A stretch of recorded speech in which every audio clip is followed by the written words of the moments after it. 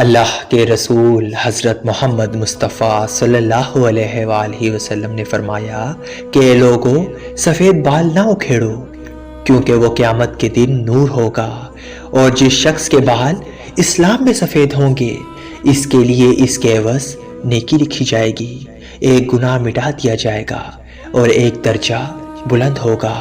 اللہ کے رسول نے فرمایا کہ جو شخص اسلام کی حالت میں ایمان کی حالت میں بڑھاپے کو پہنچا تو یہ بڑھاپا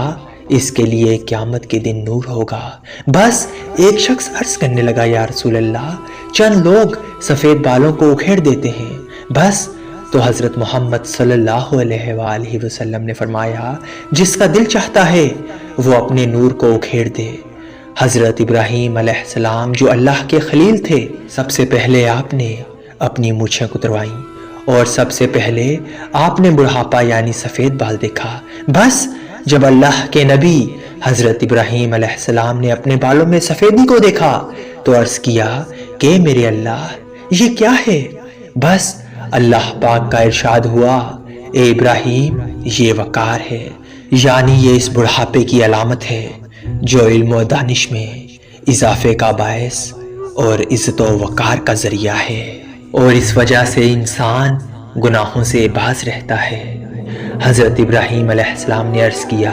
اے میرے اللہ یہ تو تیری بڑی نعمت ہے، لہٰذا اے میرے اللہ میرے وقار میں اضافہ فرما۔ اے لوگو یاد رکھنا بڑھاپا رحمت ہے۔ حضرت عثمان غنی نے فرمایا کہ میں نے اللہ کے رسول سے سنا کہ اللہ فرماتا ہے کہ جب میرے بندے کی عمر 40 سال کی ہو جاتی ہے تو میں اسے 3 قسم کے امراض سے محفوظ کر دیتا ہوں، جنون یعنی دیوانگی سے، جزام یعنی کوڑ سے، بر سے محفوظ کر دیتا ہوں، اور بر سے مراد جلد کے سفید داغ، یعنی 40 سال کے بعد ان امراض کا وقوع بہت کم ہو جاتا ہے، اور جب میرے بندے کی عمر 50 برس ہو جاتی ہے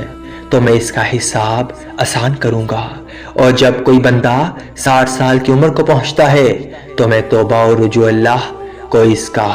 محبوب بنا دیتا ہوں۔ مطلب یہ کہ 60 سال کی عمر کے بعد توبہ سے محبت ہو جاتی ہے اور اللہ پاک کی طرف رجوع ہونے کی توفیق عطا ہوتی ہے، اور جب کسی کی عمر 70 سال ہو جاتی ہے تو فرشتے اس سے محبت کرتے ہیں، اور جب کوئی شخص 80 برس کا ہو جاتا ہے تو اس کی نیکیاں لکھی جاتی ہیں اور گناہ نظر انداز کر دیے جاتے ہیں، اور جب کوئی 90 سال تک پہنچتا ہے